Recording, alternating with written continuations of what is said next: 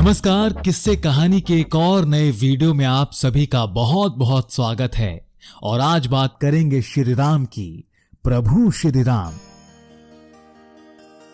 रामायण के माध्यम से हमें मर्यादा पुरुषोत्तम की जीवनी का पता चलता है, लेकिन कभी मन में सवाल आया है कि भगवान राम असल में कैसे दिखते थे? उनका चेहरा कैसा था? आंखें, बाल, नाक, हाथ, उनका स्वभाव कैसा था और कितने गुणी थे रघुनंदन? तो चलिए आज इस वीडियो में कुछ ऐसी जानकारी आप हासिल करने जा रहे हैं जो शायद ही आपको पता हो। और सबसे पहले बात करेंगे कि आखिर कैसे दिखते थे प्रभु श्री राम। तो रामानंद सागर द्वारा लिखित और निर्देशित रामायण हो या फिर किसी और टीवी धारावाहिक में आपने जरूर सीतापति को देखा होगा। किस्से कहानियों में हमें पता चलता है कि रामचंद्र की छवि बेहद मनमोहक थी।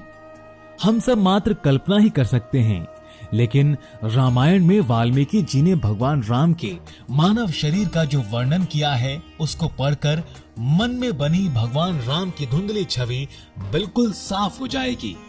इसके साथ ही बताएंगे श्रीपति के गुणों के बारे में भी। वाल्मीकि रामायण के अनुसार दशरथ नंदन के बाल लंबे और चमकदार थे। चेहरा चंद्रमा के समान सौम्य, कांति वाला, कोमल और सुंदर था। उनकी आंखें बड़ी और कमल के समान थीं। उनकी नाक यानी चेहरे के अनुरूप सुडौल और बड़ी नाक थी। उनके होठों का रंग उगते हुए सूर्य की तरह लाल था और दोनों होंठ समान थे। उनके कान बड़े थे जिनमें कुंडल शोभा बढ़ाते थे। उनके हाथ लंबे थे जो कि घुटनों तक आते थे। पेट भी उन्नत यानी शरीर के निचले हिस्से के अनुपात में ज्यादा बड़ा नहीं और ज्यादा छोटा भी नहीं था। भगवान राम के पैरों की लंबाई शरीर के ऊपरी हिस्सों के समानुपात थी।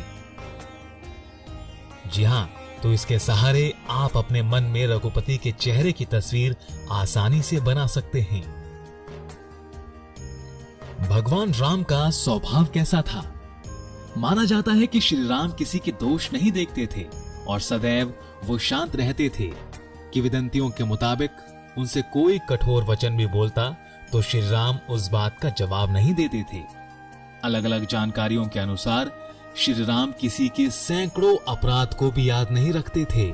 झूठी बातें उनके मुख से कभी नहीं निकलती थी। श्री राम दयालु, क्रोध को जीतने वाले और ब्राह्मणों की पूजा करते थे। और अब बात करते हैं दशरथ नंदन के गुणों की।